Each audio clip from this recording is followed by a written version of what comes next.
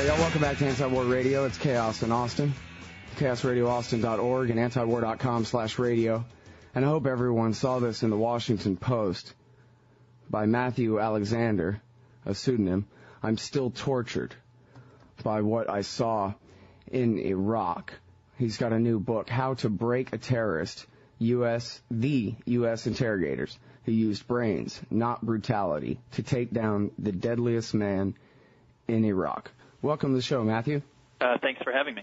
And why is it that you have the pseudonym there?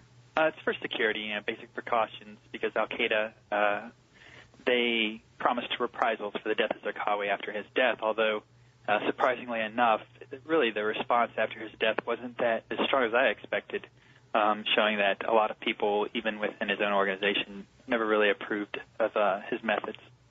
And is this something that you're really worried about, or it's just sort of an Army technicality here? No, it definitely is something I'm worried about. Al-Qaeda has proven that they will target individuals. They did so in the case of the Danish cartoons, and in terms of other publicated works, they've gone after publishers and authors. Yeah, killed CIA guys at the red light that one time too, right? I believe they killed numerous individuals in our government. Oh yeah, well I mean, actually they're in Virginia, right? Wasn't there a thing where it was just... Yeah, there was an attack once, I believe, at the CIA headquarters. I'm not that familiar with it, actually. Yeah, I'm actually not either. Just sort of rang a bell when you said that. But, okay, anyway, I accept that. That's fair enough. Okay, so I guess tell us your background. First of all, how long you've been in the armed forces, your rank and experience leading up to you're going to Iraq in 2006. Yeah, I was in the Air Force for 14 years. I was a major, and I was a criminal investigator by trade. I'd been doing that for a number of years, about 6 years before I went to Iraq. And I went to Iraq because the Army has been severely overstretched, obviously, for personnel, and they reached out requesting other services to help. And I volunteered to help them out to go there as an interrogator because I had been, I've done criminal interrogations, and intelligence interrogations are in the same realm, if you will. And so myself and several other Air Force criminal investigators went to assist the Army in interrogations and in trying to find Zarqawi. Mm-hmm. And it actually was a tip that you got out of a guy that led you to the house where he was eventually killed. Yes, that's true. It's a little bit more complicated than that. Okay. Yeah, I try not to simplify it down to it was me, because there's a whole organization involved in this process. There's interrogators, there's analysts, there's intelligence officers, there's and the actual soldiers who have the riskiest part of the job. They have to go out and actually capture or kill the people that we locate. But I happen to be in the position and have the opportunity to be part of the final link of that chain that located Zarqawi.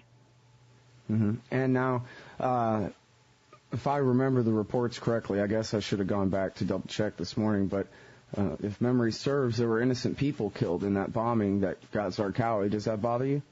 Yeah, of course it bothers me. I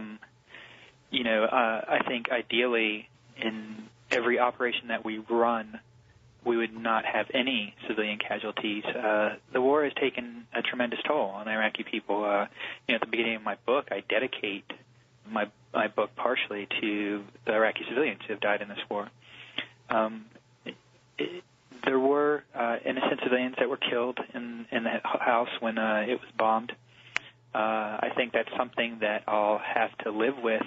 I'll always carry that on my conscience. I can't say, however, that I don't think we should have bombed the house. I think it's a very difficult decision that had to be made. Our commander made that decision. I don't double guess him for having made it. We had to weigh the number of people that Zarqawi was responsible for killing on a daily basis versus the casualties that would occur with his death. And I think it's one of those unanswerable ethical questions and shows that the difficulty of fighting a counterinsurgency. Mm-hmm. Yeah, well, and the difficulty of the situation overall. After all, he wasn't even officially a part of Al-Qaeda until the end of 2004, and the real civil war fighting between the various Iraqi factions didn't really start until the beginning of 2006. Actually, he had started his suicide bombing campaign, the initial strategy, as early as fall of 2005. He had set up in Iraq, prior to our invasion, he set up his own organization. And actually, the real reason he had never joined Al-Qaeda is because Osama bin Laden did not approve of him. Zarqawi was, fairly uneducated. He was illiterate until recently. I think he became literate while he was doing a second jail term in Jordan. But Osama bin Laden saw him as a thug. And it wasn't until Zarqawi showed that he was tactically legitimate by conducting a number of high-profile terrorist attacks against the United Nations building in Baghdad and others that Osama bin Laden and Al-Qaeda were forced to basically accept him. Right, and really at that point, Al-Qaeda in Iraq is a matter of branding. Basically, which was, I guess, shorthand for the foreign fighters who came to Iraq to take on the Americans. Yeah, it's interesting. One of the things I talk about in my book at great length, in fact, this is one of the things that you can only read in my book, you won't get anywhere else, is the voice of Iraqis and why they joined the insurgency, why they joined Al-Qaeda. Oh, you should see the great movie by Steve Connors and Molly Bingham. They were embedded reporters, embedded themselves with the Iraqi insurgency and with the Sunni insurgency at the very beginning. Yeah. Okay, so yours is the second place, though. That's really good. But I think there's no other place where you're going to hear these people in an interrogation booth. And where you're going to hear them that's certainly sell the out case. the cause. Right. Okay, so tell us about that. Tell us about who it was you were interrogating. Were they mostly Iraqis, or were they foreign fighters, and what were the different things that you got from interrogating each kind of captive there? Well, yeah, we interrogated both Iraqis and foreign fighters. There's a tremendous difference. There's a difference between every single individual that we interrogated. We tend to broad stroke label the members of Al-Qaeda as all extremists. But in the case of Iraqis, Sunni Iraqis, they're actually moderates. And, they had joined this insurgency and they had joined Al-Qaeda for a lot of reasons. Some of them were economic, some of them were because of tribal affiliation, and some of them were because of, there was a few who were ideologists and believed, in the Al-Qaeda ideologists, but they were a very small minority. There were a lot that joined for protection from the Shia militias that had been running around Iraq, committing reprisal killings during the chaos that we allowed to occur because of our mismanagement in the initial post-invasion. Well, and that really was the start of the Civil War. People say it was Zarqawi and the Samarkand Mosque, but it was Rumsfeld and the Badr Corps that they were using against the Sunni resistance originally that kind of turned it into a religious war like that, isn't it? I think that's a good point. However, I think nobody's going to ever pick a date and say this is when the Civil War began. I think there's a threshold, and certainly after Saddam, prior to Zarqawi's coming to power, there was a lot of violence committed by Shia militias. It wasn't just the Badr Corps, it was the Almaty Army as well. And, the Shia had suffered years of persecution under Saddam, and many of those groups took out revenge for what they had suffered in the ensuing lack of, law enforcement or military to keep order.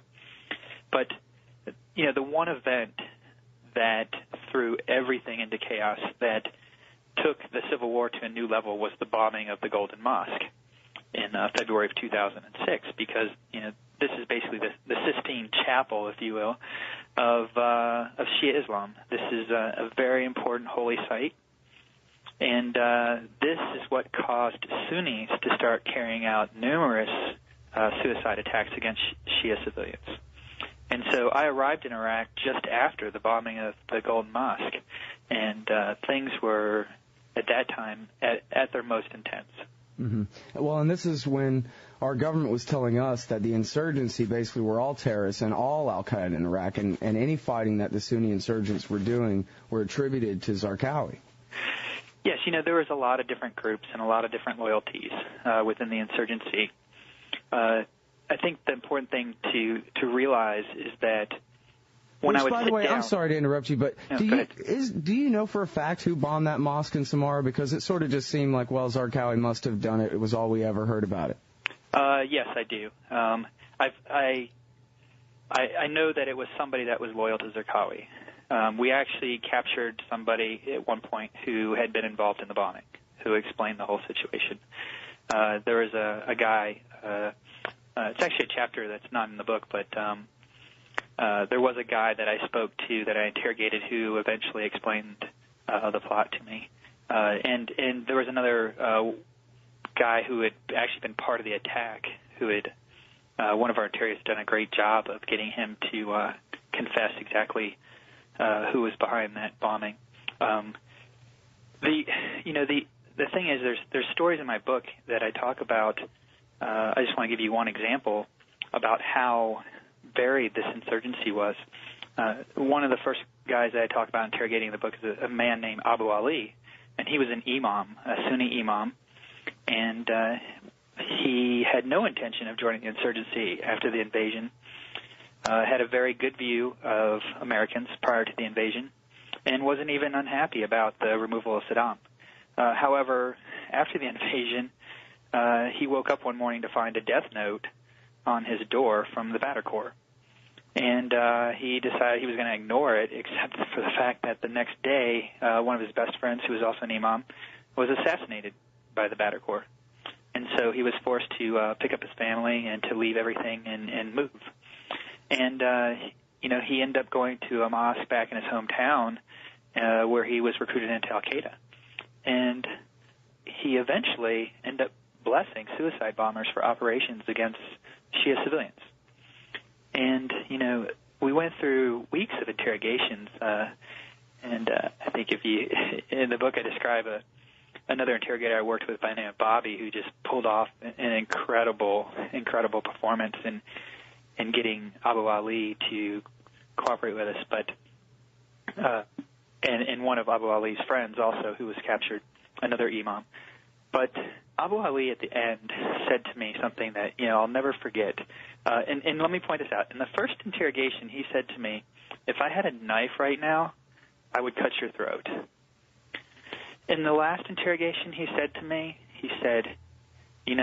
I don't really believe that it's right to bomb Shia civilians because my mother's Shia.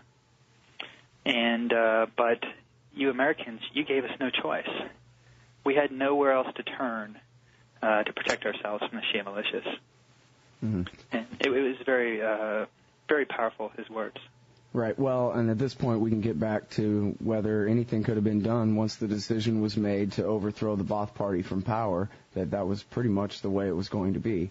But I guess we don't want to take this argument that far back, but certainly we're dealing with a lot of cause and effect there.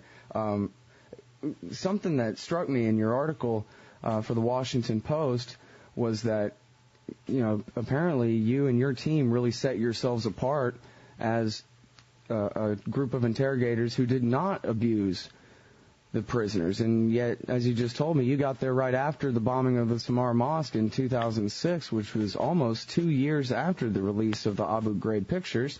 There was still abuse going on in Iraqi prisons after that? There was it's a good question about what constitutes torture and abuse and what's unethical. And depending on who you talk to, those lines are going to be drawn in different places. I mean, we're all familiar with the very narrow definition that John Woo gave of torture, which was, severe damage, permanent severe damage, which I completely reject. That's not what Geneva Convention says. And I believe that there's techniques that are being used and that are based on fear and control that violate Geneva Conventions because, one, you're not allowed to threaten prisoners, and you're not allowed to directly threaten prisoners, and you're not allowed to humiliate them. And when you use approaches that are based on fear and control, you do those things. On the other hand, if you look at the American criminal justice system and what detectives and criminal investigators are allowed to do in criminal interrogations, there's things that probably would be considered torture under Geneva Conventions. The good example of that is good cop, bad cop. I mean, good cop, bad cop is used every day by detectives in the United States. However, for a long time it was outlawed as an illegal technique that would have been considered torture. So the lines are very gray in many cases. And I think the bottom line is that as an interrogator, you know what American principles are. You've been taught those. You've been raised in them. And when you're in the interrogation booth, if you're doing something and it doesn't feel right, it's not something that you would want the enemy to do to one of our troops, then you know you shouldn't be doing it. And this goes back to a mentality about how we fight the war. If we fight the war and our goal is to dominate and to annihilate, then these tactics are a logical consequence of that. If we fight this war in a spirit of negotiation, compromise, and middle ground, then the type of tactics we'll use will be consistent with that. And so interrogations, really, we need to change our mentality. It's not about converting. It's not about dominating. It's about negotiating and compromising. And the best successes we had in Iraq interrogating were when we used that type of mentality. I'll just give you one example. I remember one guy that I interrogated, and this story's in the book, and he had fully expected that we would torture him. But he was very surprised that we were treating him nice and respectful. And this is a guy who had built bombs for Al-Qaeda. He built suicide vests. And he had done this because he wanted to, he had two wives, and he had one that he couldn't support. And over a period of time, I was able to get him to the point where he, I think, realized that he had made some mistakes, that he should not have joined Al-Qaeda. But he also knew that if he confessed to making bombs, that it would send him to the news. And I ultimately convinced him using a ruse that he could divorce his second wife, which he wanted to do, if he cooperated with us. And so what I was using there were techniques that were based on relationship building, rapport building, and although there's deception involved, these deceptions, permissible within interrogations. And in the end, the technique that's working best there is a good old American ingenuity and not fear and control. Well, and it sounds like you sort of, I don't know what they told you going into it, but at least you realized pretty quickly that you weren't dealing with people who each and every one of them was a, foaming at the mouth, ideological jihadist terrorists. These were regular Iraqi people. You called them moderates a few minutes ago. Regular people, individuals that you could actually just deal with if you only treated them as such. Yeah, I mean, look at, I'm very against any type of labeling of people. Iraqi Sunnis are moderates. They believe in a very moderate form of Islam. There are a few at the top within the Al-Qaeda echelon who have been converted to the very extreme views of Al-Qaeda, but the large majority of Sunnis are moderates. To label them as, bloodthirsty, or what we used to call them was, Kool-Aid drinking fanatics, it'd be like saying all Americans are, fundamental radicals because of the crimes committed at Abu Ghraib, and that we're all the same as the soldiers who committed the acts there. Mm-hmm. And so we have to be very careful about making that distinction.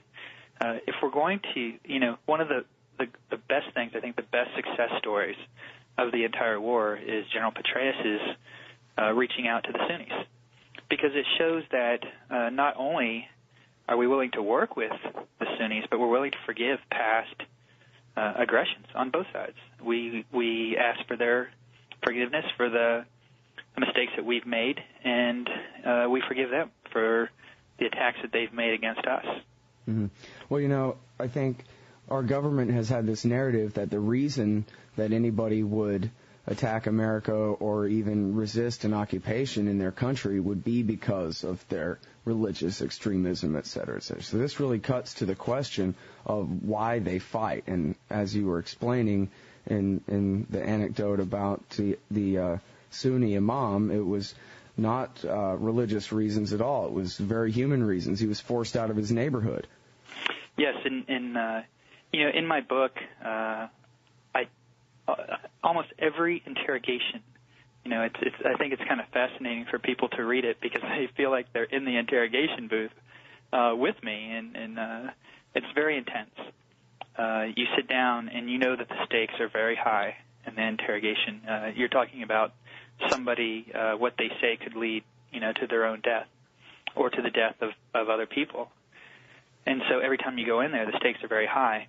And in my book, I describe these situations, the very intense, confrontational attitude or atmosphere that's in the interrogation booth. But you also learn through the stories that I tell that these are humans.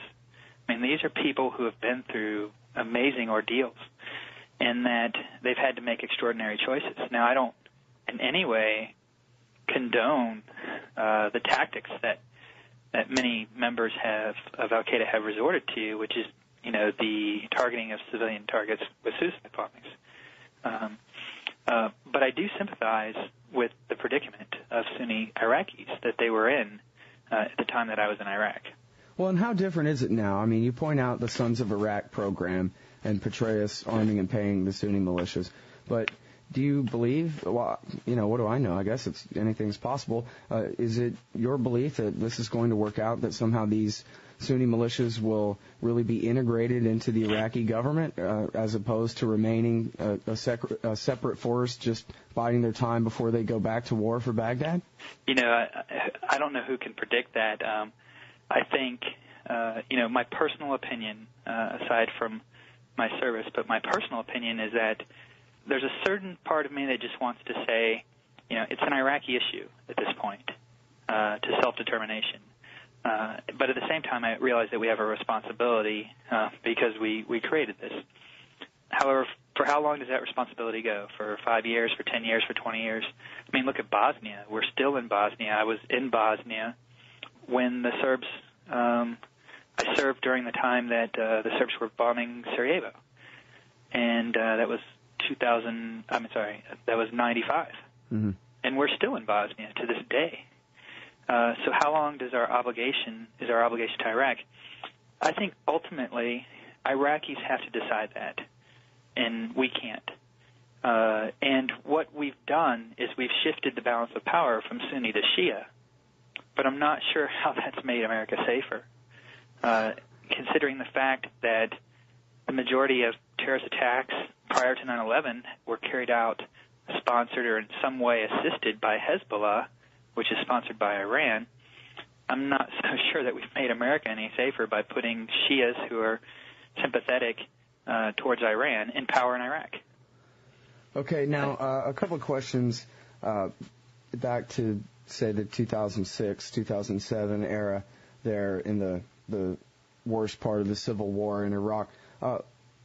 If you define them as, if you just say the insurgency was the Iraqi Sunnis and Al-Qaeda was defined as the actual foreign fighters who came to fight, what percentage of the insurgency was Al-Qaeda? Because, of course, our government tried to make it sound like the whole thing was, and yet there would be reports at various times, and I guess generals would sort of seem to be forced to admit at press conferences that really the actual, so-called terrorist jihadist types were really only the smallest part of the resistance at that time. Well, I think, first of all, to answer that question, you have to kind of look at Arab culture, and look at the way that the tribes have traditionally fought for power. They've worked in small groups, or there's larger tribes, but mostly you've got these segmented groups who are all competing for power, and they're constantly juggling loyalties and making alliances and breaking those. I mean, this was the Brit experience, right, during the colonial period. And also, you can see that this is part of Iraqi culture. And so at any one time, I think even in 2006, to try and say, like, okay, this many people are in Al-Qaeda and this many people are outside, the Iraqis didn't even know it a lot of times. Is a good example of that is a guy by the name of Haytham al-Badri, who was in the Republican Guard, and he worked in the Samarra area, and he had his own group, and he was aligned with Al-Qaeda, but he would never swear bayat or allegiance to the Zarqawi. He was too proud to swear allegiance to a foreigner, and a lot of Iraqis felt that way. However, he needed money and arms, and so they would always have these shifting and tenuous relationships. But definitely to say that everyone in the insurgency was a Kool-Aid drinking Al-Qaeda fanatic is incorrect.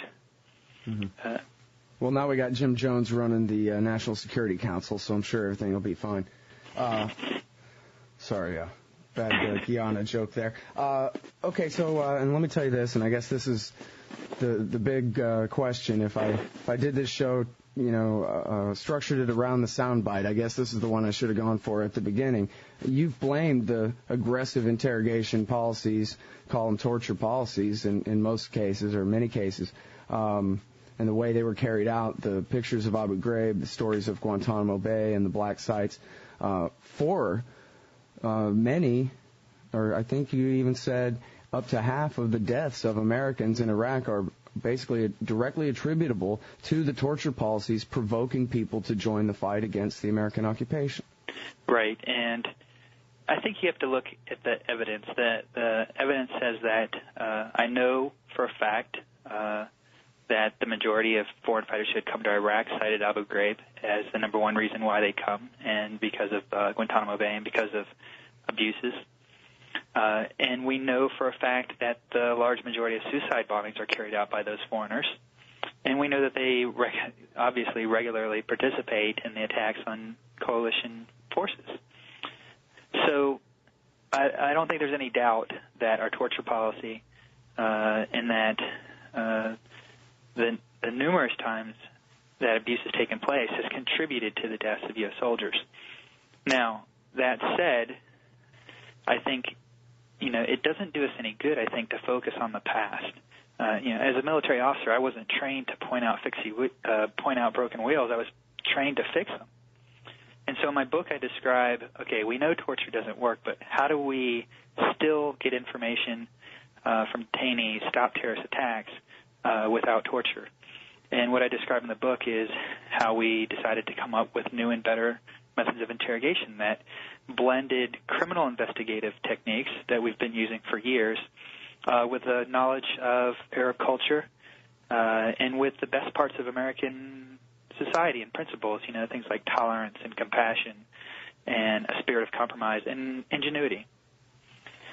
But I think a lot of people are focusing from my article, obviously, on the past, which is what torture, where it has put us. And it has damaged our reputation. But I'm more optimistic that we're going to change the policy, I think, with the new administration. And I think we're going to ultimately improve our methods of interrogation and return to the American principles that we've all sworn to uphold in the service.